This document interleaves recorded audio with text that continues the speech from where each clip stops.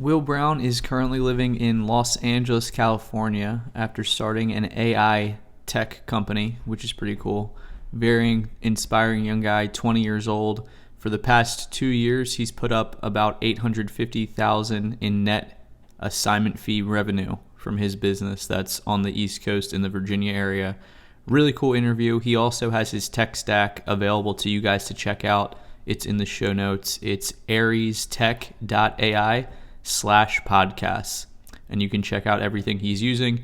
He gives a big plug to InvestorFuse on this interview, and then also he had a pretty popular one on Bigger Pockets. So check this one out, guys. Very inspiring. And he talks about his life mission, what he's doing with his AI tech startup. So enjoy. Let me know what you think. So what do you have on the agenda today, man? I appreciate you taking the time on the 80/20 real estate investing show by InvestorFuse, and glad we got linked up, actually. Yeah, absolutely. Thanks for reaching out. I've been in touch with you, Carlos, and some of the other guys on the InvestorFuse team with questions over the last 2 years. Because I've absolutely been using and still utilize the software. I was on your guys' initial Podio when you're building that out, and that was such a because I don't really understand software that much, the technicalities of it. I like things that are simple and that work and that I can train other people to use. Big shout out to you guys. I shout you out like no matter what, whenever someone says CRM, and it's, there's no kickback. It's just, I love what you guys are building. So what we're doing today here is I'm currently in LA and we're building an artificial intelligence tech startup to disrupt customer service in multiple industries, starting with property management. So me, CEO and founder, I got one other co-founder. He's currently training a guy that we're brought on for sales. We're currently having multiple interview calls to add to our team of developers, as well as we're raising a friends and family round right now, which is really cool, just to kind of, especially through this uncertainty, pad and make sure we have the resources and staff to bring on these clients, because we're building AI to make these property managers' lives a lot easier. And it's really showing to be super cost effective for people that have at least 2,000 units with all these in-house maintenance people. So overall, just, trying to keep it simple, stupid. I got a lot of, that's the first tenet of our company culture. I have a daily planner that I use where I don't try and do a to-do list. I try and write all the different things that have to be done, and then I order them in order of priority and the things that actually have to be done, that are most relevant to me. And I'd probably say I spend a lot of my time thinking. It's cool to go on podcasts, share my story, connect with people, respond to every Instagram DM, respond to people on LinkedIn, and jump on calls and stuff. Love to give back, because it's been such an incredible journey for me the last 2 years, I guess really 3 years since the start of my education. And it's cool because inside conversations, I learn a little bit more each time. And I believe, fulfillment comes from giving. And I wouldn't be where I am if no one was willing to answer my questions. So I like to spend a good amount of my time now, especially having been gone on some of these podcasts, talking and answering people's questions. But yeah, that's pretty much about it. Casting the vision, setting the culture, and making sure our company here doesn't run out of money. Love that, man. Appreciate the shout out very genuinely. And as you guys have seen in the title and the breakdown I had on the intro here, Will is super inspiring to me, even though I'm in the last part of my 20s here, being such a young guy. And he almost reminds me of some folks that I'm in a mastermind where it's a guy that has a fitness company, and his company is probably doing between a very rough range of 1 to 100 million in gross revenue. They all look up to a guy, Jesse Itzler, who's a part owner of the Atlanta Hawks. And his whole purpose or intention in life right now is solely focused on how to give back. This is where a lot of high-level entrepreneurs are when they're maybe like 60, 70 years old, the Bill Gates type people. Will is 20 years old and is already close to being on this path of giving back and raising the level of consciousness in humanity and just helping the whole world and universe as a whole. So you guys are really going to enjoy this interview. Maybe not as much as myself, but going to be very cool here. Love how you broke down your vision as a leader and what you're trying to do. I'm a big planner guy myself, and you'll see priority number one here is the Will Brown interview. So have that locked and ready to go. I do want to talk real estate operations, though, if you want to give a history of how you got into real estate, why wholesaling is so good, and kind of just take me back a couple years ago when you got started. Yeah, absolutely. So I was at I try to tell the story a little bit differently each time, send some new Love it. details, that come up when I'm jogging my memory. So I actually went to just like this overall free seminar with my mom. I think it was like some millionaire mind intensive thing. And man, this must have been likely, I think like August of 2016. And that would have put me like as either a sophomore or a junior in high school. And so we go to it, and they had a bunch of other speakers kind of, come up and show their stuff. And there's a guy that went up there with real estate investing. And he basically showed this like wholesale deal where, he contracted for this, walked through it step by step, very simply, and made like $70,000 on it. But I was like, okay, this is probably made up. It's probably BS. However, is there an element of truth to this? Is this something people are doing? So we started looking into a little bit more as a couple-day seminar, and then signed up for the seminar a couple months later. It was like 3 days in DC. My mom and I had to commute. She drove. I don't think I even had, no, I didn't have I had just got my license. So yeah, I was 16, I'm 20 now. And so we drove an hour and a half each day to it. And it was so cool. It was super great. And they're, those guys are good with the seminars. They have the piles of cash on the screen, and they totally get you looped in on the subconscious level. But moreover, I was like, wow, this is something that's really possible. And I'm seeing some people kind of talk about it, but it's kind of like a vortex there in our own world that accumulated in it. Hey, and if you want to keep going with this, you need to pay $20,000 for boots on the ground training. Well, I didn't have that. My mom didn't have that. My dad said, we're not paying that. So I was like, okay, that was the end of that. But that was October of 2016. I kind of just let it. I was a little salty for a while. We're like, oh, these are bad people. They're just trying to scam. This thing isn't real. But that idea kind of percolated in my mind. That seed had been planted. I think that's where it all starts. Such that, to the point, and I share this on the other podcast, is I was playing Grand Theft Auto one day in January. It's 2017 now. I think it was like January 13th. And I'm driving on a road, and this is a game that has, a bunch of updates. They're always iterating it. I always love to like buying and selling and doing some of the little missions and stuff to make money. I've been like a lifelong entrepreneur.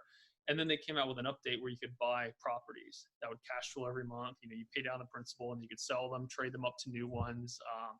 I was like, had this just epiphany. I think it's going to be more interesting if I start trying to do this in real life, because I saw, that video game is just an outside world. And, I was going through high school, and I had a future. I was like, if I can figure out a way to do this in real life, everything's going to be an opportunity. And suddenly real life became more interesting to me than the Xbox, or at least the possibility and the opportunity of it. So I finished session. I was playing whatever, like half an hour later, and then unplugged the Xbox. And for real, I have not plugged that Xbox back in now. That was January 2017. Not like it's bad. It's just, I feel like I evolved in an interest. Like I said, real life and real estate became more interesting to me. So I started to Google just ferociously, just looking for real estate investing resources and podcasts and things like that, and came across the Bigger Pockets podcast. Started to listen to a couple, was super excited about it. At the end of it, they recommend a book every single episode, and started to buy every single book for like the first 10 that I listened to. I remember it was winter break, so I'd just be sitting home just listening to podcasts. And that's how my education got started. Yeah. Love that, man. Yeah, I had to plug in a little GTA myself here the past week. I haven't had my own console in a while. Grew up as a kid loving to play video games. Haven't had a console for a while. Just with the quarantine and some other relaxed time, I was like, you know what? I'm interviewing Will. I'm going to play a little GTA 5, see what's going on here. But that's funny, man, and super interesting. And the mental aspect of it, I think, is arguably the biggest, most important lever, at least for getting started, because we're going to kind of talk through your evolution here, your real estate journey. So much of it in the beginning is like kind of getting out of your own way and faith and overcoming limiting beliefs and stuff like that. And even the social proof of just planning and seeing other people doing it, that just makes you think, oh yeah, I can do this too. Yeah. In hindsight, it's easy. You've done it. But when you don't know what you don't know, it's very dangerous, because it's like if I were to go into a field where I had to rely on making money on, learning quantum mechanics. I don't know that. It's scary, So to connect with everyone that's listening, I was always able to connect with people's, I was listening to BP podcasts and some other ones, and they do all these different things, but always start. And my favorite parts of the episodes were always how they were just starting, because everyone started from a place of not knowing. Everyone began somewhere. And it's really cool, because I'd hear people that were like house hack, and like they have girls living across, and it was like the absolute best thing. And it's like, it kind of planted a seed of hope, because I think a lot of people try to compare and say, we want to get to the moon right away, not understanding you got to first build a rocket ship. Right. And then you got to test it, and it's got to fail, and it's got to blow up a lot of times. And then you get to the moon. That's how it happens. But everyone's like, how do I get to the moon in one shot? So yeah, it's like, if you're listening to this and you haven't done anything, this is something you really want to start doing and get started. It's it's really, for me, like I said, I sat on my butt for a couple months until I had the epiphany that this is actually something I want to do. And in that moment, I made a decision and I committed I was going to learn everything that there is to learn. So for the following like 12 months, so that was 2017, then to 2018, like I linked up with someone in the summer. We started going out there and putting in bandit signs while listening to the Bigger Pockets podcast. I started going to RIAs as like a 17-year-old kid, not knowing anything, just like driving 3 hours. But I love the long drives. You know, my mom can attest to it because I would say I listened to the podcast and it was just absolutely incredible. It was something that interested me. And basically what I realized is, okay, to answer the why wholesaling question, I listened to these podcasts and I listened to people who are now multi-gazillionaires who've been doing this, right? They got gray hair. They came on, talk about their experience. I was like, okay, yeah, but all right. So what do they have? They've got network, they've got a track record, and they got unlimited lines of credit, money. I don't have any of those things. So I can't do the same things they're doing right now. Let me look at this a different way and say, what are all these people who seemingly to the outside have everything? Everyone's always wanting, there's always a bottleneck to your business. What don't they have? What don't they have came to me over listening to hundreds of these episodes is the ability to consistently buy discounted deals. Because that's weird. If you want a nicer car, you can pay more. If you want a nicer house, you can spend more money to get it. But if you want a deeper discounted deal, if you want a deal you're going to make more money on, you can't spend more on it to begin with. So it's almost like when it comes to buying properties, the money that you made elsewhere, those are like Disney bucks in a Caesar's palace. It doesn't work. So I realized, okay, what can I do to start generating the real things if it's not a function of money? Because you can't just pay more and get a better deal. It's got to go through this black box of marketing and negotiating and objection handling and emotional, like just all this heavy stuff that really takes a long time. Doesn't take a lot of money really to do a wholesale deal. We'll get into the specifics of it, but it takes persistence and it takes being willing to go through it, like, and sell, look in the eye in the seller and say, look, I know you got all these title issues. I know you got all this stuff going on. I'm going to be the one to help you solve your problem, and not walking away halfway through, but just continuing to iterate, continue to ask questions. So that's why I picked wholesaling. And so July of 2017, we're putting out bandit signs, go through that whole thing. And then the next year, or that fall, I go to school for William & Mary. That's that same year. And I get into school, I join a fraternity because it's William & Mary, no offense to anyone who lives there, but it's not really a party school. There's not a lot going on. Everything's made of brick. Not very interesting, not very great for entrepreneurship, in my opinion. I just wanted to get out into the real world and start doing stuff. So I do one semester of school, and then I get to winter break, and then I read a crucial book. When everyone says, hey, what's your favorite book? It's like I don't even have to think anymore. It's The One Thing by Gary Keller.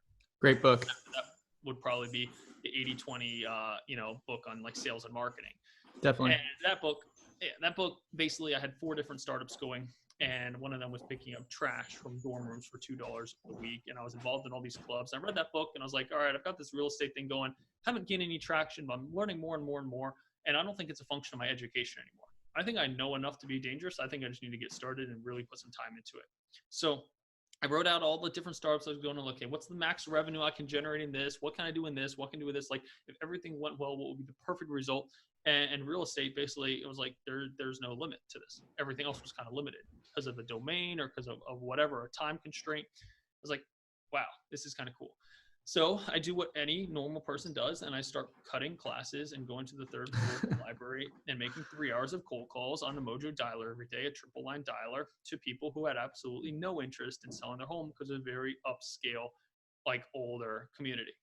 And I did that for about 3 months, and I just kept making calls and kept making calls and kept educating myself. But it wasn't just education. Now, I had broken the analysis paralysis because I was taking actions every single day. Even though I still wasn't generating results, I just wanted to focus, okay, even if I'm targeting the wrong group of people or the circumstances aren't right now, if I can focus on the process and if I can get really good at introing myself on the phone calls, introducing myself, kind of reducing the fear and, oh, this random person's calling, right? Not sounding like a scam, which is I totally did to the first like 500 people that I called. If I can work on all those things, now with the right circumstances, I think I can actually start generating results.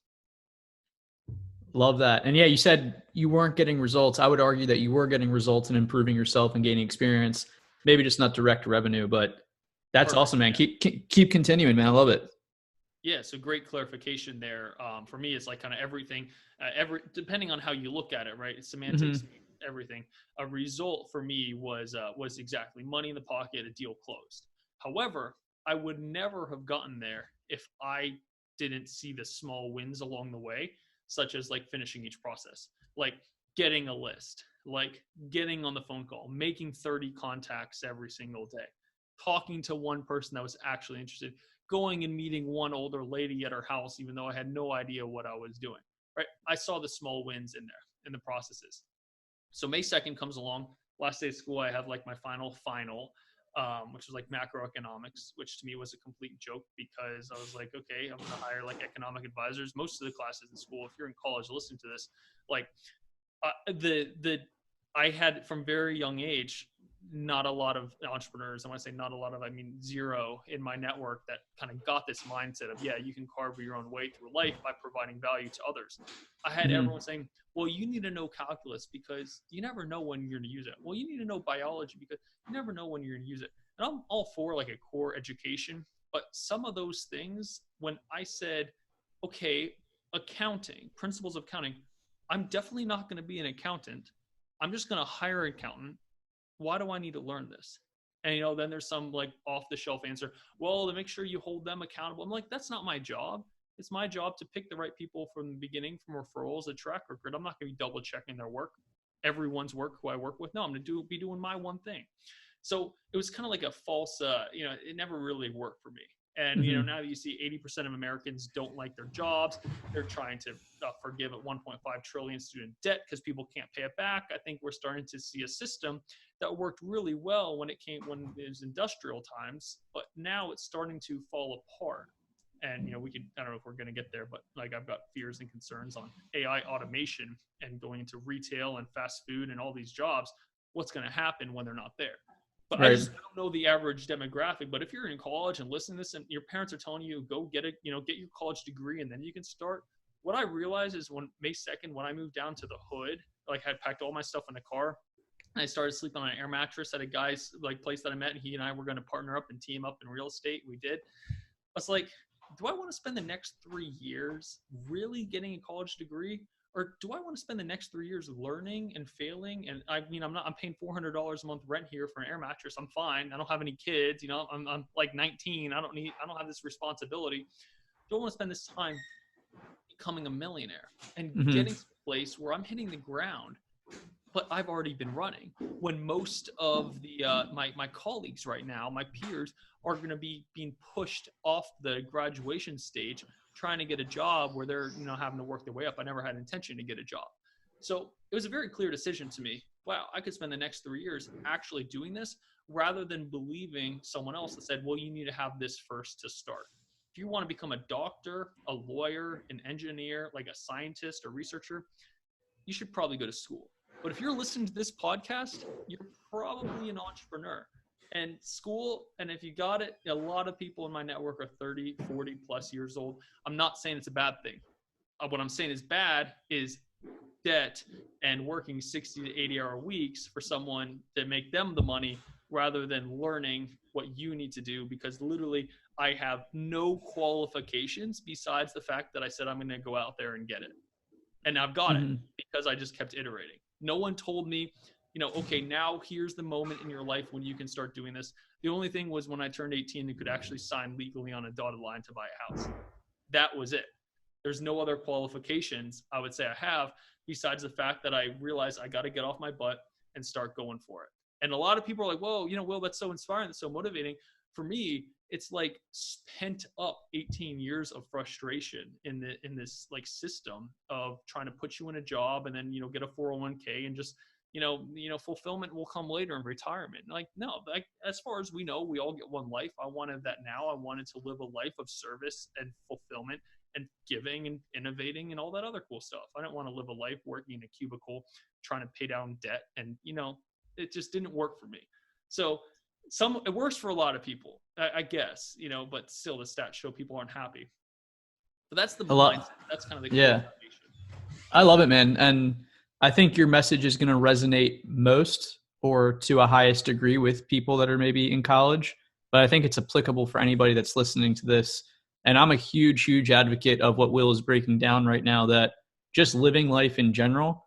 I try, I'm not perfect every single day, every single hour, every single minute, but I really start top of funnel my ultimate levels of like happiness, bliss, how fulfilled I am, then start working down to, what am I doing work wise? A big thing I like to talk about from the book, The Happiness Advantage, which I highly recommend, is how you view your day-to-day, work, what you're actually doing. And there's three levels of it. You either frame it to yourself as having like a job, which is almost like a negative connotation. What Will is talking about, 80% of people don't enjoy their life. I would say maybe even more than that, or don't enjoy their jobs, excuse me. So you start from a job, which is like tedious. You're not going to take as much action. You're not going to get fulfillment. The next level is career, where maybe you have some long-term faith. Maybe you're not enjoying it as much now, but you see potential in the long term. And then a calling, where Will is really starting to get out with the AI that we're going to talk about, where you really see every action that you're taking in your work, your day-to-day work, is actually moving humanity forward and actually helping people, which is going to be the most fulfilling back to you. So Will is interesting. As I said at the very beginning of this interview, most people that have this mindset are 50, 60, 70. Will is 20 years old. And what I'm hoping for just the future of humanity moving forward, if we can have just more, and it's not going to be an overnight fix, but if we can have more and more teenagers with the mindset that Will had starting out then, it's going to be absolutely amazing. Yeah, let's talk about this idea of security as well. Right? Yeah. People think right now it's secure to go to college and to go get a job. Okay, what's happening right now? It's March 19th. Your job, because of some other circumstance out of your control with this virus, you're now at home, and now most people are going to be relying, they can't, like 80%, 60% of Americans can't cover a $500 expense.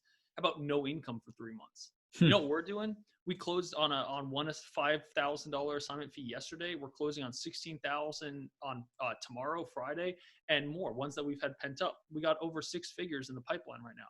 Tyler and I in Virginia. I'm not at the mercy of anyone else. I'm at the mercy of basic societal functions, which are actually now in question. But if those go out, there's even bigger issues. And that's kind of how I like to frame things, is I'm not at the mercy of anyone deciding how much they want to pay me a month, or someone else deciding what I'm worth. I'm at the mercy of how much education have I done, and what I get paid is purely, and that's why I love so much in this business, is a function of the value that you're able to provide to someone else. Clear and simple. And safety, like, you could take everything away from me right now, everything, and I could be back up in any metropolitan area doing 4 to 5 deals a month at $15K a pop within 30 days. That's safety to me. Being able to generate 20 to 30K in my pocket every single month. A lot of people probably love that, right? But a lot of people are trying to tiptoe around and get in it. Here is something, though, for everyone that's listening and has a job. It is easier to quit a job when you don't have one to start with. So if you're younger, right, don't think, well, I need to get a job. Let me get some security. Let me build a safety net and then go into it. No, it's gonna hurt you more than it's gonna help you. The trick is to just jump in. Really, what are our expenses? We need to feed ourselves. We need to clothe ourselves. We need to get shelter. You can house hack with someone and live there for a couple $100 a month. You can buy and sell stuff on eBay to cover your very minimum stuff. It's all this stuff comes down to one kind of function, which is that resourcefulness is greater than resources every single time. And that's what I realized listening to hundreds of hours of these podcasts of people, is I realized that if I could be resourceful and go out and find these guys deals, they would pay me, and they would pay me very well. Now they're coming to us to get deals, and I'm able to continue to take that mindset into different avenues. I'm playing the same exact game now, just in a different arena. We're playing in the tech disruption, which is with customer service, right? A lot of people have kind of settled for waiting on going through like a 20-minute confusing phone tree, and then waiting on hold for an hour, and then being pissed off because the customer service rep on the other side's incompetent. Like, I don't want that for us as a species. Technology is there. Trust me, it's there. We're building it. And to be able to say, I'm calling Bank of America, to be able to get my questions answered instantly. Because I don't want to live in a world where we can continue to innovate, but customer service still sucks. Mm-hmm. And people have to have jobs where they sit there and listen to them. We're going to create so many new jobs out of the technology we're building. But what this is for is I wouldn't be here, be able to do what we're doing, if it wasn't for like my real estate investing journey.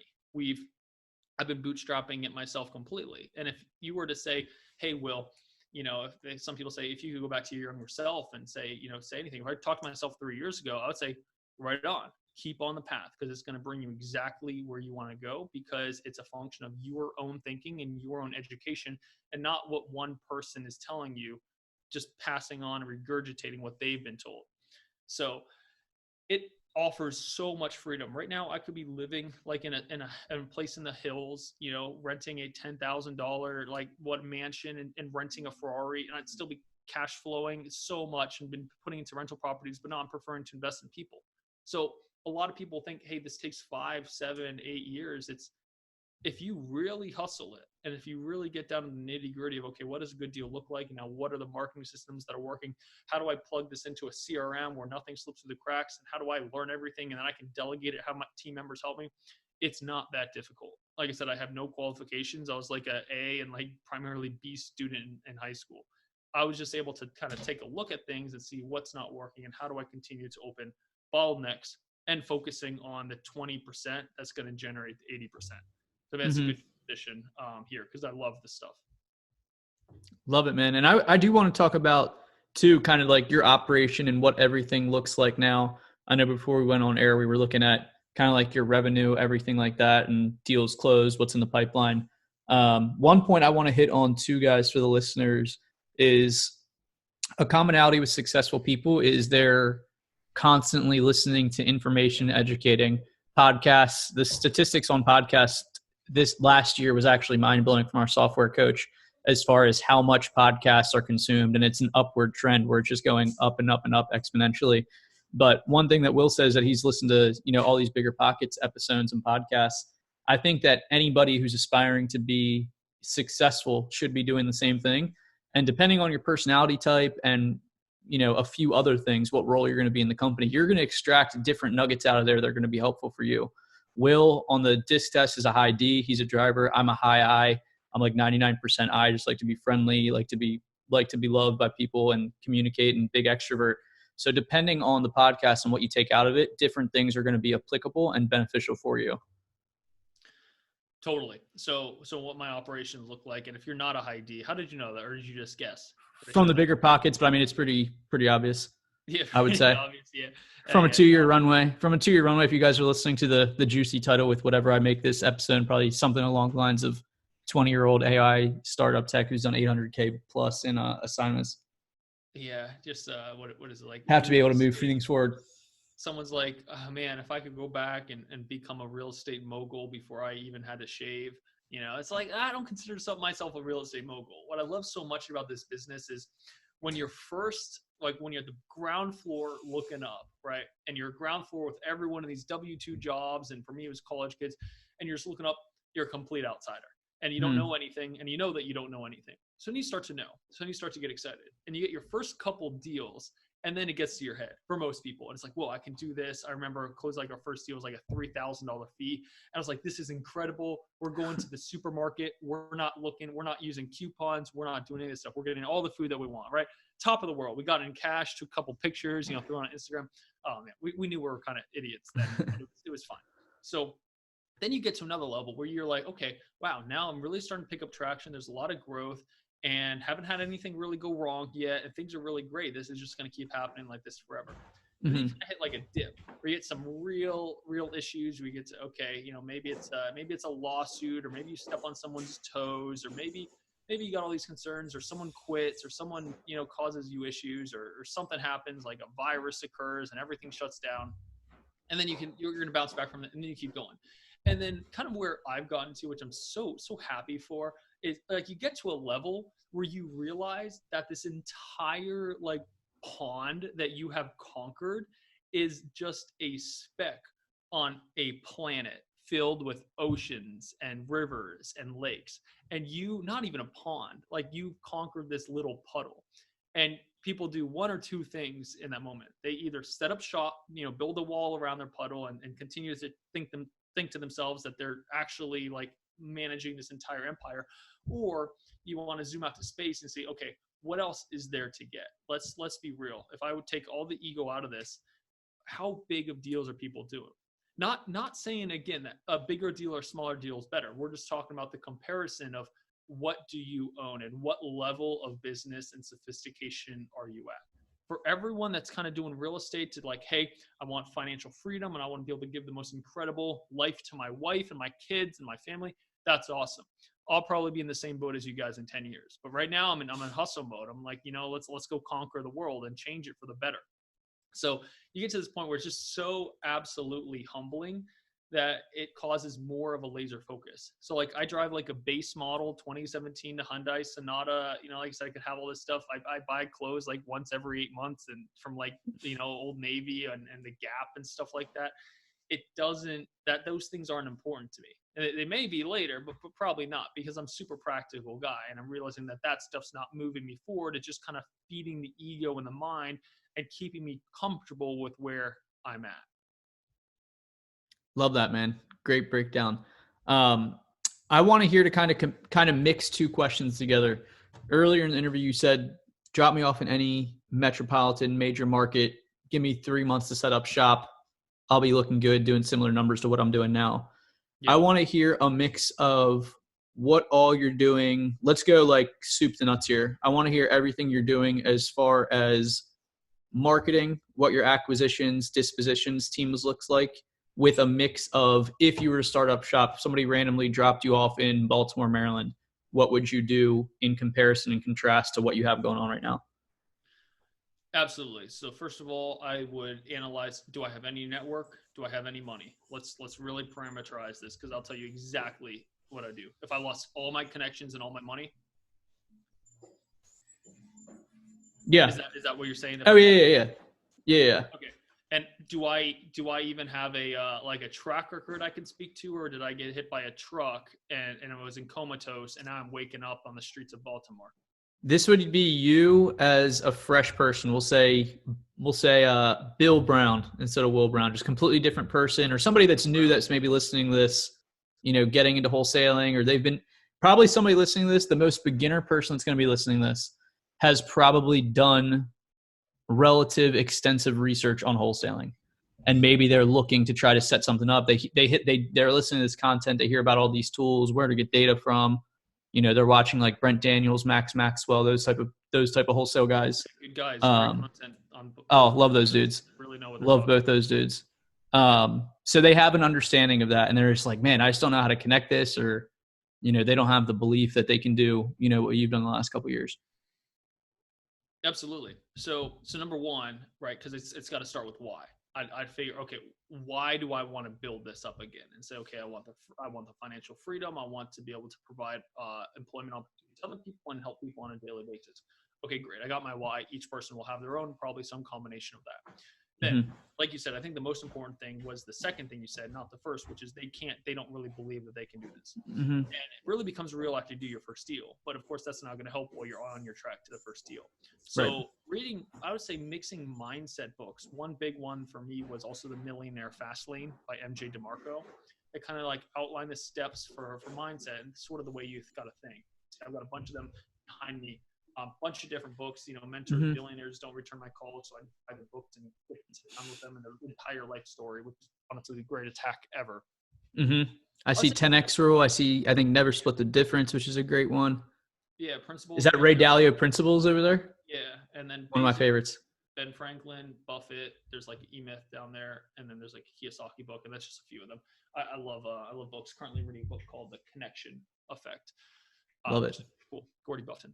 So yeah, I still say, hey, I got this like note down from the skies and said, here's all the systems you were using before you were in a car accident. Perfect. Basically, you need to piece it together. So first you got to say, okay, right. Let's say you get the mindset right and you don't have any money. So if you have $0 or like where I was, how do I scrape together to get the best direct mail campaign when I didn't know what I was doing out of $700? Probably wouldn't do that. I would probably go and I would Google, find like 5 home flippers in the area and go down and really hustling. And all I want to do out of this conversation is figure out what your buying criteria is. Don't say, hey, I'm looking for a mentor. Hey, will you mentor me? Hey, it's just like that. It's like the common thing of people that don't really know what they're talking about asking mentorship because they haven't put any skin in the game. So no money, right? And also, okay, once we get like one deal, then what I would actually do, because you can't build the systems that I'm using right now would be pricey to someone who doesn't have any money, but would not be Definitely. someone who's doing at least one deal per month of like 5,000. So you go sit down with 5 flippers, figure out what their buying criteria is, really engage them, build culture, sit down with them like once every 2 weeks. And then you can do some things like looking for sale by owners. You could do some things like door knocking. Those are really, really good, because the next hurdle you're probably getting is the universal fear of rejection everyone feels. And my cure all for that 100% works every single time, patented Will Brown formula, is go knock on 100 doors. Does not matter the neighborhood. Just don't go to the hood or someplace you don't feel safe. Go knock on 100 doors. I'm going to let that sit for 1 second. I'm challenging each person who's listening to this podcast, if you haven't done a deal yet, go knock on 100 doors this weekend. And then just to hear that thought that's immediately in your head, and listen to what that voice is saying. It might be, well, there's a virus, everyone's in quarantine. Or I live in a nice neighborhood, no one's going to want to do this. Or I don't live in a nice neighborhood. Or I don't know what I'm doing. Or what if they say yes? And that's kind of the voice. Just say hello to it, because it's going to be with you your entire life. You may be it for the first time, which is basically the speaker to those limiting beliefs. We as human beings have evolved, and our brains keep us safe physically and emotionally. We don't want to look bad. We don't want to look stupid. We don't want to, be put to shame or not know what we're talking about or be embarrassed. We don't want to feel like we're losing our dignity. And that voice is going to hold you back. That voice can either become your greatest enemy or your best friend. So when I say, again, go knock on 100 doors, see if there's a reason that comes up why you won't. And now, one of the things I've said before is just now take a look at that reason, right? And then take a look at your dreams and what you want. And this goes back to mindset. Mindset is the common thread throughout this entire thing that makes it work. If I got anything like on straight, or if I know anything, it's about mindset, because that voice, I've finally trained enough to say, here's what the alternative is. If you want me to go back to school and get that life, that's going to be that. I've got that voice working with me now, which is, it's not saying I can't do it. It's saying, how can I do it? Okay, we're in quarantine. How can I get into touch with people? It's working with me because I've been able to train it. That's all there is to it. So go out, right? You're talking to sellers. Okay, now let's say you're talking to enough people and you continue to cold call. You can look up a list of people who call for sale by owners, or buy like a list for like $50 of like 500 people in your area. Go on white pages, skip trace them, and start calling, because you're going to need to get good at being on the phone. And how you get good is you just be on the phone. It probably, like I said, it sounded like a scam to the first couple hundred people I talked to, but you go through these different cycles and eventually get to the point where you've heard everything about everything. And you get me on the phone with 100 different homeowners, and I'll be able to handle their objections, qualify, disqualify them, like within 2 minutes, put each one in a box on how to move forward, what length of follow-up, things like that.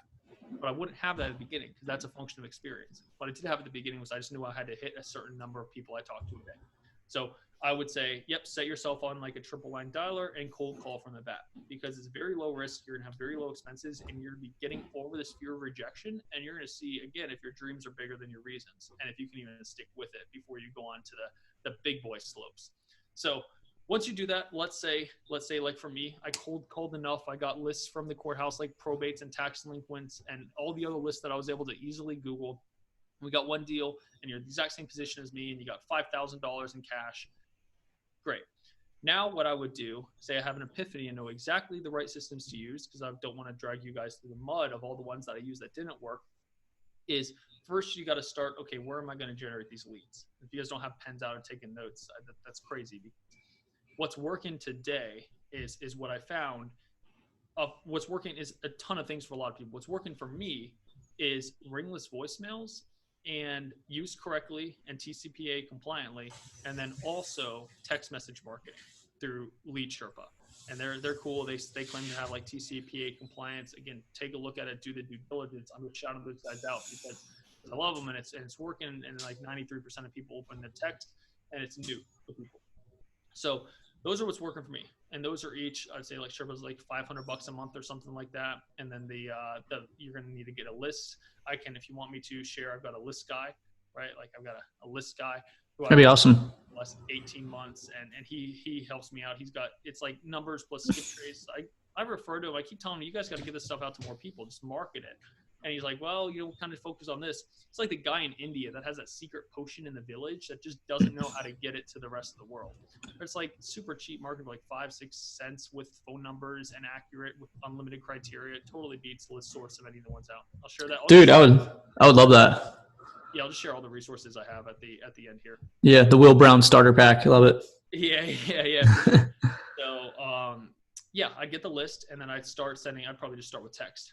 And then you're going to get some people that are going to say, yes, I'll show you guys the equity filters and things like that I use. It's all about quantity over quality when you're talking about list generation. Because if you're using a very low cost per hit, say, per contact, you want quantity. If you're high cost, like cold calling, which is your own time, you're spending 2 to 3 minutes on each person. That's a lot of time talking about thousands and thousands of people. That really adds up. You're going to want a really refined list. So I have criteria. Again, if people are kind of waiting for me to tell them, okay, what specific list do I need to buy? That's not the point. You can Google it. It's just one piece of the puzzle. So I've already mentioned a couple of them here: tax delinquents, probate. We have great owner-occupieds and absentee owners, and driving for dollars. Like there's like a D4D app. That thing's great. We did it as well. We've gotten deals from it. We use a bunch of different things. I'm sure you guys that kind of like the core system. All right, so you're generating leads. What number are they calling? No sophisticated investor I've ever found still using Google Voice, just because it does not have the tracking, it does not have the analytics to actually be able to build and run a team. So what recommended to me in the very beginning was CallRail, CALRAIL. A lot of people use it. I don't know. Do you know anyone who doesn't use CallRail? I would say between 80 to 90% of our members' lifetime, the 4+ years we've been around, are use CallRail for all their inbound. Oh, it's so great because you can go in there and they can leave you voicemails. You can do so much. You can create different numbers. You can route different numbers. You can listen to the voicemails and tag and call. So a lot of people are all about these auto integrations between Sherpa to CallRail to this. And I had that set up when I was on your guys' Podio. And what essentially happened was because we got so many calls back and so many texts, we had like all these leads that weren't actually leads, that were just clogging up the system. What I like to do right now is I use each technology individually at the silo.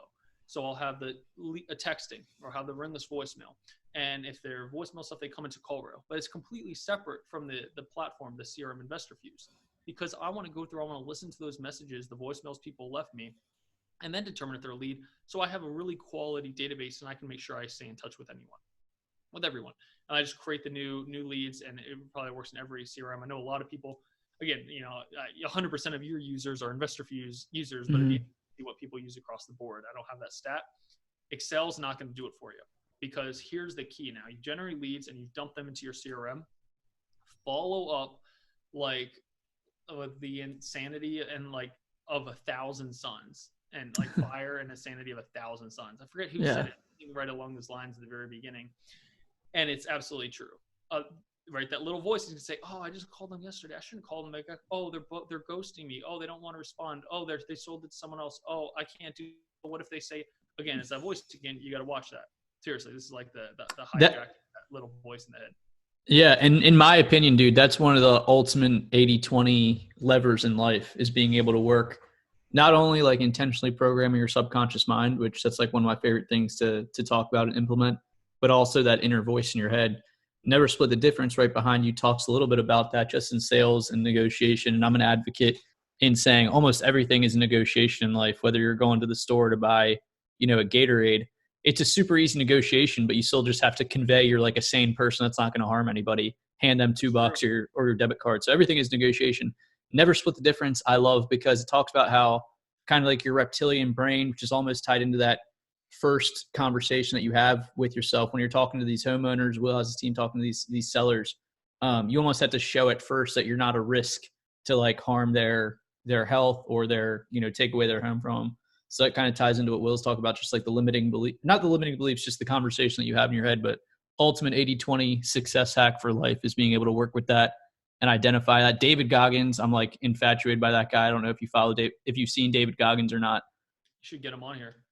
Dude, I would love to. I mean, he's super famous guy these days, but he pretty much is a master at working with the inner voice in your head. I don't know if you're familiar with him or not, but he was instrumental for me. Yeah, I've listened to his original Joe Rogan podcast many a times, made my own meditation off of that. But he pretty much talked about that whole thing, just the voice inside your head versus like pushing its body to incredible capabilities. But yeah, man, great stuff there. Keep continuing along that path. Yeah, I'm glad you brought up the Goggins. So if you guys want like the greatest motivational video ever, the Tom Bilyeu Impact Theory, get David Goggins one. Just type in like David Goggins greatest motivational video ever. And I listened to that. My friend sent to me like, again, in the December between the two semesters of the only year I had school. And that was a total game changer for me. And I just listened to it. And then I was training for a marathon, which I ran in New York last year. I was on this treadmill. And it was like a 15-mile one. I was starting to run out of steam. I was like, oh man, I'm gassed. This is more than I've ever run in my entire life. And I put on Goggins, and it's like, man, just right back to it. Because I think some of those things like that, right? Like this is hard work, but I'm finding, especially what we're doing now, like we're working like 9 a.m. to like 10 or 11 p.m. without blinking an eye, because I've trained the mind to be able to say, okay, you know what, who decided an 8-hour workday? And then inside of those, like, I mean, whatever, 10, 11, 12 hours, I take the weekends off. That's like my reset and recharge. So I'm not an advocate of working 12-hour days every single day. Just to wear it as a badge and post on social media about it. Exactly. That's true success. That's where it comes from. So no, it's like, it's also, right. I like to sleep. It's not about how much, Same. It's not how many hours you sleep. It's what you do during the day. So that's the power of 80-20 really for me, is I'm actually pretty lazy, and I'm lazy, but I'm also clever. Where I'm lazy in the sense that in terms of the actions that I want to take and the time that I want to spend doing, I'd rather think, right? It's like Abraham Lincoln. You give me 6 hours to cut down a tree, I'll spend 4 of them sharpening the axe. That's like the perfect embodiment of 80-20 right there. It really is. It's because it's so true. It's not about effort. Effort itself doesn't mean anything if you don't have the right leverage. And that's what 80-20 allows you to do. And I've had a ton of great mentors in my life kind of teach these principles, and I started to pick it up. I'm always looking to get, more and more from people, surrounding myself with people that have more than I am. I don't like, that's why I'm like, okay, in the tech space, I'm saying I can keep going real estate investing, but it's, most of my goals are space travel related, and I want to be, I want to be there, and I want to be able to have some fun in the next couple of decades with some of that stuff. And I'm not going to be able to do that if I have to trade in all my single families for, one seat on a rocket ship. Just not a very good conversion rate. So where were we with this? Yeah, David Goggins and the motivation and the mindset, but that tying into the team, all I have right now is Tyler. So back to the personality part is Tyler. He was actually an accountant. He went to the same school as me. He reached out like over that winter, my first winter of doing it. It was like winter of 2018 into 19. And he was like going through his first year of accounting. He's like, dude, this sucks. Like, I'm listening to Bigger Pockets. I'm hearing what's possible. And I'm working like 80-hour weeks and not getting paid anything. So he's like, I talk. And he joins me in the spring. And since then, now he's been an absolute crusher. He's been like my head acquisition manager. He's the only other guy I got right now because I'm downsizing that over here and building up this. And April 1st now, he takes into his reins, and he'll be completely running. He's pretty much running the entire show right now, every single piece of it, hiring more people for him.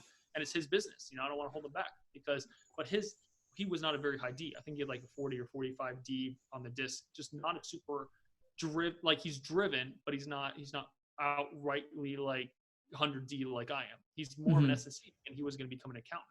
And I think that's what goes to show the power of, the inspiration of seeing what's possible for other people. He decided, wow, I'm gonna have to change a little bit of my personality to adjust to this role. I can't just be sitting here put in numbers in Excel and paper pushing. I need to become a good people person. Like, he just had an appointment with an old lady this morning. He was like, yeah, she absolutely loves me, and I left her the contract with her, but I was there for over an hour. He tells me that every single time, he goes on an appointment. So be like Tyler from the very beginning. If you can't, find someone who'd be like me, where we're generating good leads, and we're always looking for more acquisition manager talent. Not anymore myself. Like I said, I'm moving to a different domain. There's people in your city. And if you can show, look, I'm willing to hustle. I don't want you to give me anything. I just want you to show me what I need to do, and I'll come here and I'll work for you every single day. Very, very quickly, you will rise up. If you don't have any of the infrastructure, but you've got the drive, find someone in your local city who's doing it. Go meet them. Go knock on their office door. Call them, email, text them. Be relentless in following up with them. That's another guy I hired because I was like skiing with my family, but he just would not stop calling me. I was like, all right, dude, I like it. Sounds like you got the skill set you really need to get started, which is not having the fear of following up.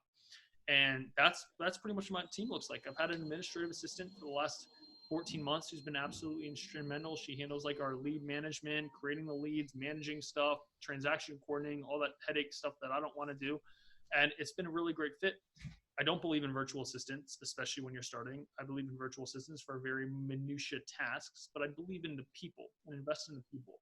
And if you're trying to get like cut the corner by paying someone $4 a month who lives across the world that you're never going to see, find some real talent here. Find someone who's looking for a full-time job, who wants to invest with you, who wants to grow with you, who you can provide a real opportunity with, and then they're going to have that loyalty.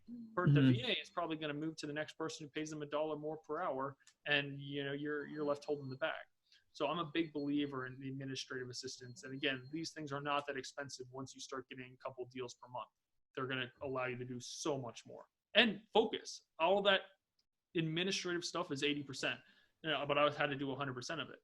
But I was then able to focus, just when it was me without any acquisition managers, on following with my 70 to 90 leads every single day, contracting properties, dropping it on her desk, and she'd take it from there, and then I'd get the check. And she'd ask me questions and have the oversight. But it's also really cool to have teammates. Have other people what you're doing. If you're the only one doing what you're doing, it can get pretty. You can like start to feel alone, driven. But it just everyone works better when there's more people in the boat rowing. That's what I've seen to find. Absolutely, man. And this show that Will mentioned, Tom Bilyeu, Impact Theory, absolutely great show. One thing on the VAs, this is a pretty popular question, and since you did the Bigger Pockets episode, we've had just tons of people like reaching out. A dude messaged me on Instagram just asking just to talk about this type of stuff. And I told him pretty much the same exact thing, which you're kind of outlining the 80-20 of a book called Mastery by Robert Greene. It's probably better if you're just starting off to find someone local in your city, seeing how you can add value to them, learning the business, and they'll probably, if not bring you on as some type of partner or employee, at least you have the skills, the experience, confidence to go start your own shop. So I love that.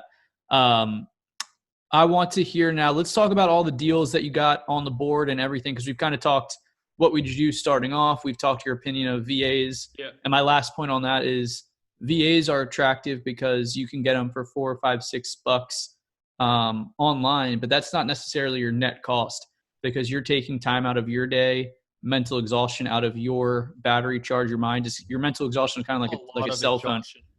A lot of exhaustion. So you're not net paying them $4 an hour. If you take away time from your like 80-20 zone, what do you value your hourly time at? Will probably values his hourly time at $50,000, $100,000 per hour with the long game of what he's doing. You're actually right on it. It's things like that it's you kind of take a look at it and say, okay, yeah, we're going to be building $1 billion tech company. Extrapolate that over 10 years of 40-hour weeks. You guys can do the math. Like, what's that per hour? Okay, why would I spend 30 minutes haggling to save a couple bucks? Like, that just costs thousands of dollars. Even not now, later, right? Yeah. It's really that mindset, right? You will become the person that you have the mindset of. So that's why I got all these different billionaires back here who change the way the world works, and that they change the way everyone lives in it.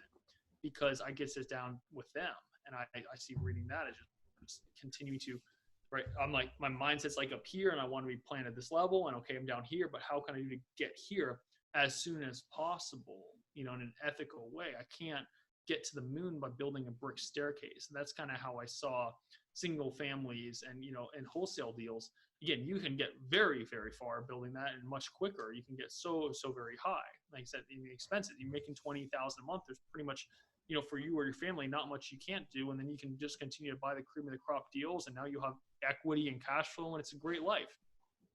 For me, it didn't work. It wasn't a vehicle that was able to get me there. So instead, we're building a rocket ship, but it's very much the same thing, the 80-20. So over the last 6 months, I've been slowly reducing the amount of time and spending on investing in the wholesaling space, to now, like, I had some deals contracted for a couple months, like subject to deals that I was going to close on, like here, actually tomorrow. I'm like, what am I doing? I don't want to do this. Let me in LA? No. Virtually in VA. Yeah. In Virginia. Yeah. Gotcha. Well, Tyler's the boots on the ground. Got you. But yeah, it's like, why do I want to do this? Why do I want to manage contract or stuff like that? No, let's just assign it and take a fee. This is where I'm at right now. Super focused, super. I mean, it's like that's all I have to it is there's no reason for me whatsoever besides the fact, well, if you were to do that, you'd be a little bit more comfortable financially. Okay, yeah, but that's not what I'm here. I wouldn't be 20 moving to LA and building a tech startup, bootstrapping it if I was trying to become financially comfortable. I mean, Mm-hmm. keeping it on the edge, I've got to the state now. Here's the payoff or the cost, if you will, is I think I've pretty much succumbed myself, especially because we're in a sprint right now to our friends and family round to continue to grow and grow and grow of like this constant state of stress that's so constant I don't notice it anymore. And I'm actually at peace. Even though 2 years ago, everything that was going on would have crushed me. A year ago, everything that was going on would have crushed me. I want to be doing things in a year that today would crush me. Those are my goals. I Love it. don't quantify them really any other way besides the amount that I can handle and handle efficiently and well and be the person I need to be for my team, for my family, for my friends, for everyone that I know. Love it. One piece, one huge mindset hack to extract there from Will is always thinking of things in a long-term game. Whether if like one thing that's most applicable for me is tracking habits.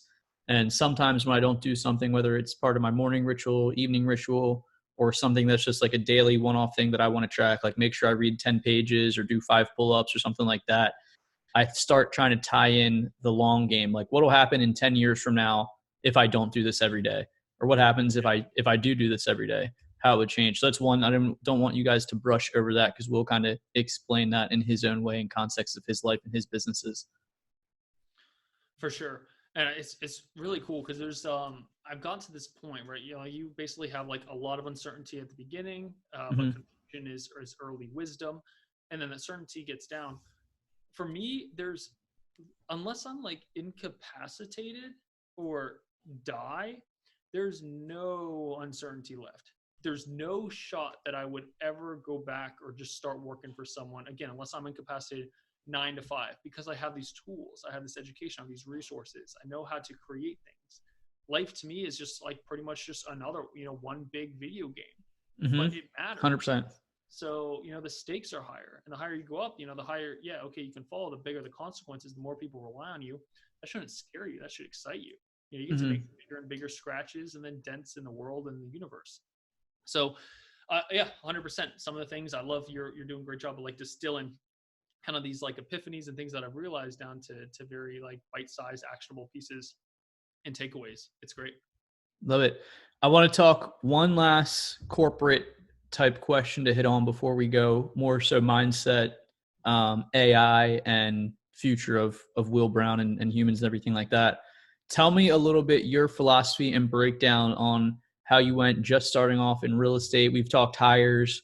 You're definitely recommending, US based or local admin versus outsourcing BA.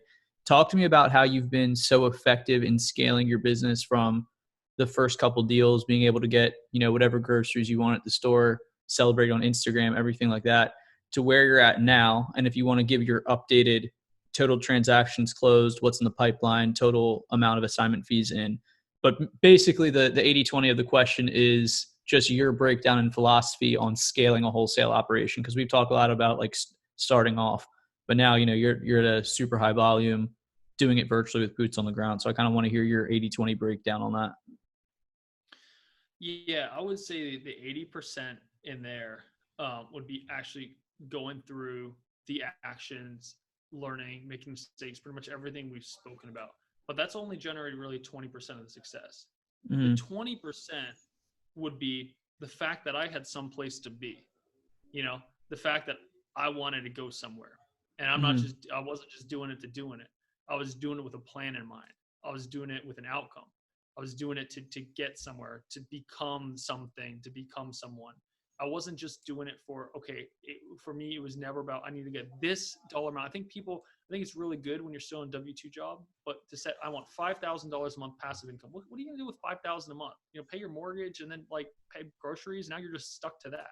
Mm-hmm. Set bigger 10 extra goals. I believe in that. So Definitely. I'd say the 20% would be, and then I'll share the figures that where we're at would be, I knew what I kind of wanted to get to. for me, it was first, okay, let me just do this. And that's where we celebrate the first couple of deals. And then you can, okay, do I want to grow, or do I want to maintain, or do I want to shrink and die? It's like, all right, I want to grow. Then we hit a new milestone. It's like, I want to grow. And then I really started to get this because I've always been interested in space and things like that. And we started taking a look, okay, where are there places we can actually play right now? And it was last March, about March 11th, almost a little bit over a year ago. Garrett, who's my business partner out here, and I were in a hot tub in Cabo. I think really high level discussion, basically kind of saying, all right, how can we impact humanity in the greatest way?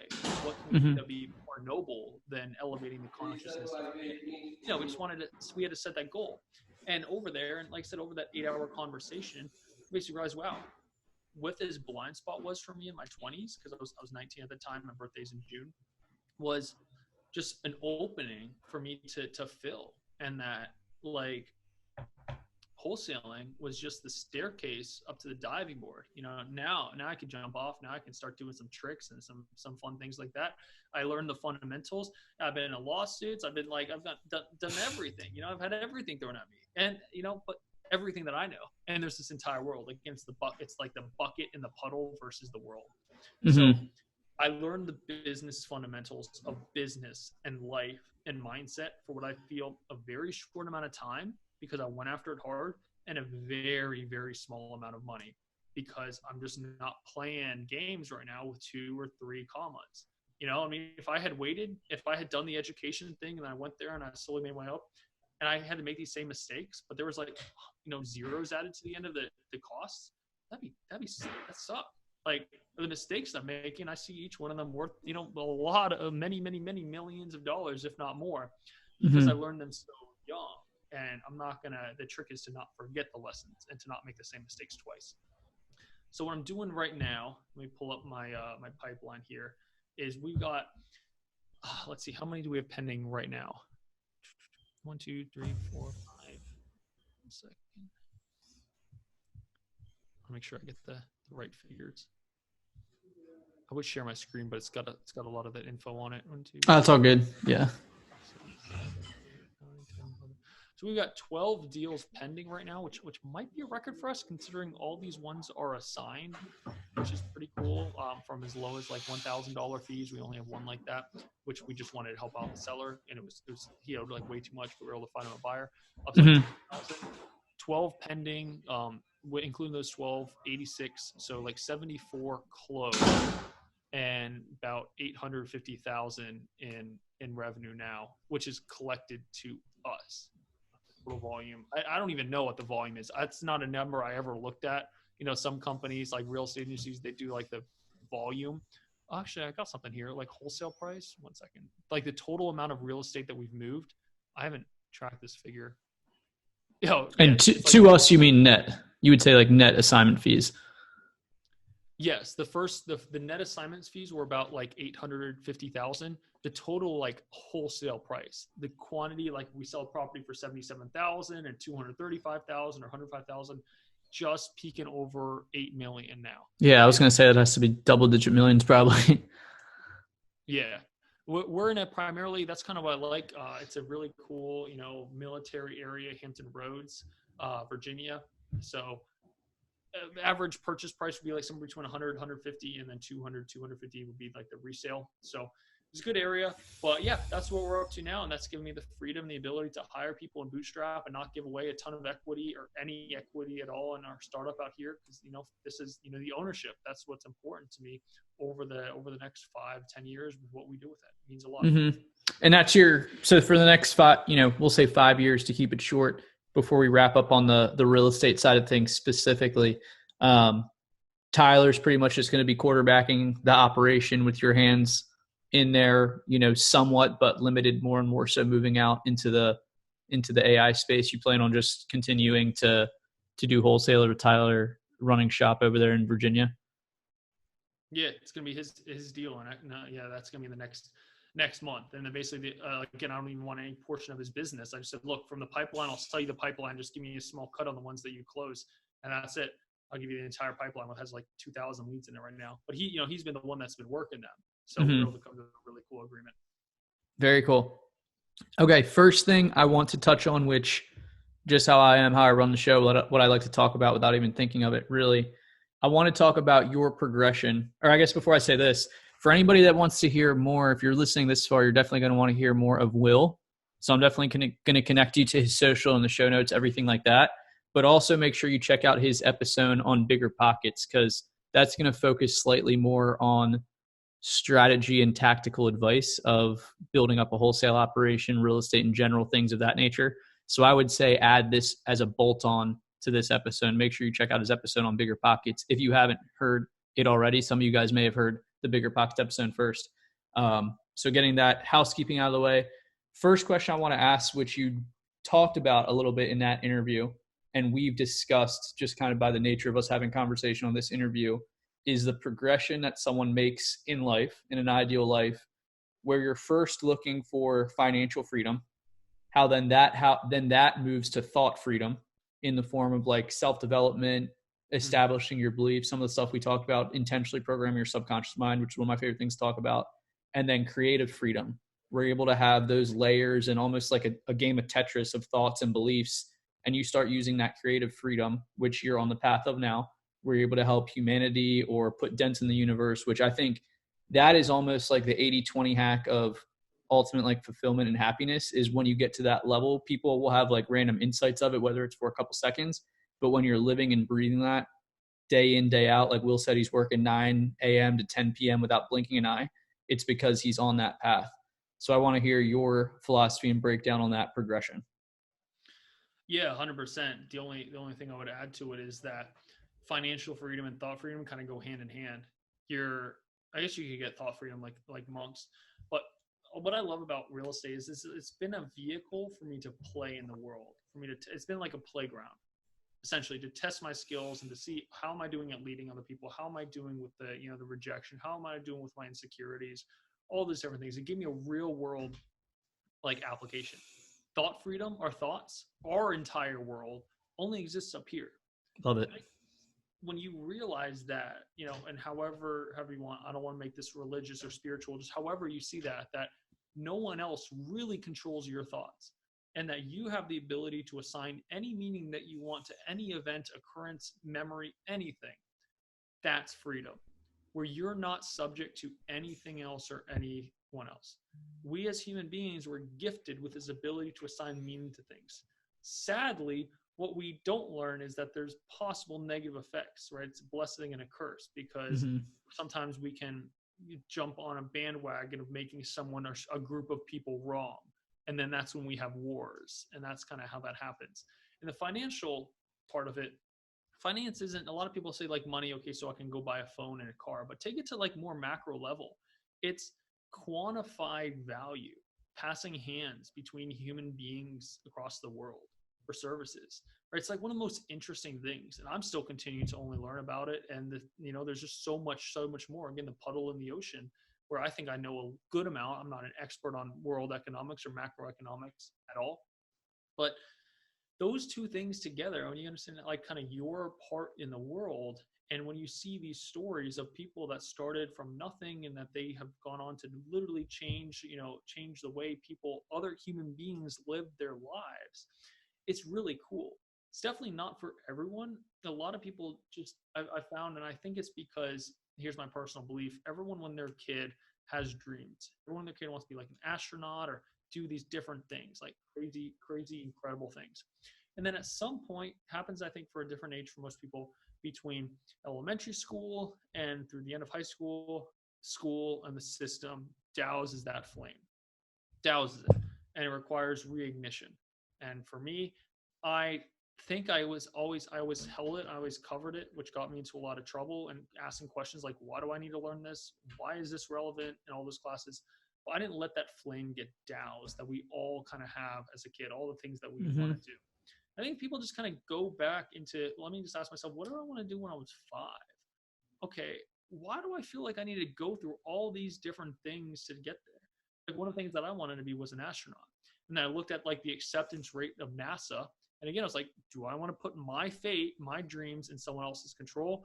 Or do I want to build a company and then continue to build companies so that I own a fleet of rocket ships rather than trying to vie for a spot? Because I don't like tests. I don't like a lot of stuff. I like like want to be able to do stuff. So both of those things, really, it gets to the point where you have financial freedom and then thought freedom. You have financial freedom, but you don't have thought freedom, you're miserable. You have thought freedom, but you don't have financial freedom, you can't do anything in the world. So there's just something I kind of coined to say creative freedom is you can literally do what you want, even if that means just taking your family on amazing vacations and just being an artist in your garage. You can do whatever you want. You're just not at the whim of someone else. Follow the laws and the rules and moral standards of society, and you really don't have limits. Nothing is off limits. And if you just have expected dates, you just have to have more financial freedom, just a greater degree of it, more bigger number. But that by itself, when it comes to living a fulfilled life, I can't imagine anything, more fulfilling than doing what you want to do, with the people that you want to do it with in the service of others. And that's all there is to it. 100%. Another 80-20 mind hack I don't want you guys to brush over is kind of like escaping the matrix of societal norm and like cultural conditioning with work and how you should work, all that good stuff. Ask yourself the question Will did, like, what type of job or career or calling did you want to have as your 5-year-old self? And like, what type of feelings or like, what was the benefit of having that result? So if Will wanted to be, NASA, he probably enjoyed traveling, exciting, the unknown, exploring the unknown, all that good stuff. And he's tied that into what he's doing now. So I appreciate that breakdown there, and definitely take note, guys, of that 80-20 hack and tap into kind of like your inner child, what you'd want to do in your ideal life. Yeah, 100%. Because everyone's kind of looking at, okay, how do I fix this little thing? And just imagine a world where everything was fixed. What would you do then? There was nothing else to fix. What could you do, right? In your own world, where could you go transform the world in different ways? So many people are just kind of focused on like, the 2 feet in front of them, looking down at the ground. They never look up to see where they're actually going until they wake up when they're 60, 70. One of the things that motivated me a lot was, I think, Bezos said it, and it was this thought that just like captivated me when I was in college. And when I decided to drop out of college was, let me fast forward my 80-year-old self, 90-year-old self, 100-year-old self, laying on my deathbed. What decision would that Will want me to make right now? Love it. Because which one of these is going to lead me to have regrets and which one of these is not? And usually not taking the chance, not taking the opportunity leaves regrets. Trying to stay safe, trying to maintain the status quo. And then I've got this thing up here. I'm going to move it. It's Apple's like Think Different campaign. And one of the things is they're not fond of rules and they have no respect for the status quo. And that's every single thing there. Maybe I'll read it at the end because I think it's really powerful. But yeah, that's like all it is to it. So I don't know about, I don't have the part of growing my own family or anything like that. I can't speak to those things. I can't speak to being an expert in relationships because I'm totally not. Like I said, I'm working 11-hour days and there's not really time, but not really intention either. Like I got my baby here, and the relationships I want to cultivate and grow are with my employees and the people who are helping build this dream. So yeah, we got a couple minutes left, Carlos. Awesome. Do you have any other questions? You want me to plug some of the tech and the actual resources I use? Yeah, that works. If we only have a couple minutes, yeah, that definitely works. Cool. Yeah. So what I mentioned earlier, all those resources, because I knew I was going on the podcast and I like to be able to give people tangible things. I don't want to show everyone, here's exactly how I tie this to this and this and this, because if you don't have the resourcefulness to be able to kind of figure out your own way, you're gonna get stopped very quickly. Resourcefulness is the biggest thing in this business. But if you guys go to, I set up this little landing page, arestech.ai. That's AriesTech.ai. I basically set up this little ClickFunnels page, and you can check out in the top right corner. There's a button that says like BP listeners. I'll change that to podcast listeners. Get access to the software Will uses to run his wholesaling company. Nice. And I basically just kind of like hyperlinked a bunch of different links there for lead chirp. I got like a referral code. I think you guys get a discount. We worked on that with InvestorFuse. You guys can get a discount. And then at the bottom there is Discovered Will's discounted quality data source. And it's just my guy's email. I tried to work with him for like a year. I was like, dude, eventually I'm gonna get in a podcast. I'm doing stuff. Set up a front end where you give me a user code. And he's like, all right, we're working on it.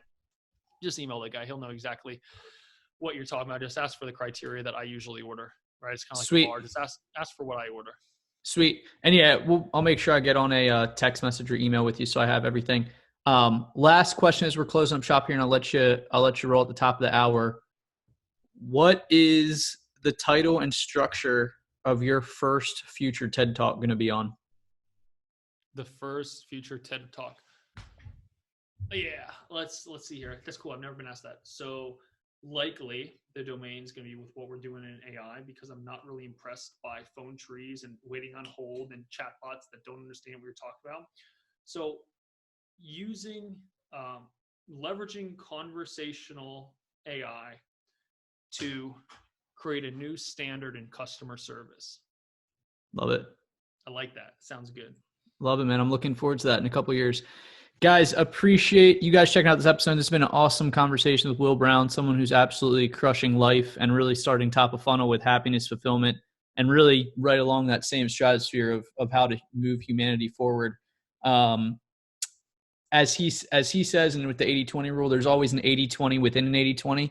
So a lot of the stuff that we talked about is that 80-20 in the 80-20 as far as understanding your mind, how it works, and how to control it to optimize the actions you're going to take, everything like that. So definitely if you weren't taking notes the first time around, go back, re-listen to this, give Will a shout on social media. If you enjoyed the episode, please leave a 5-star review. Send me any feedback that you have. If you ever want to talk mindset, any of the stuff me and Will did, hit me up. I'd be happy to chat. Appreciate you guys. Talk to you soon. Right on.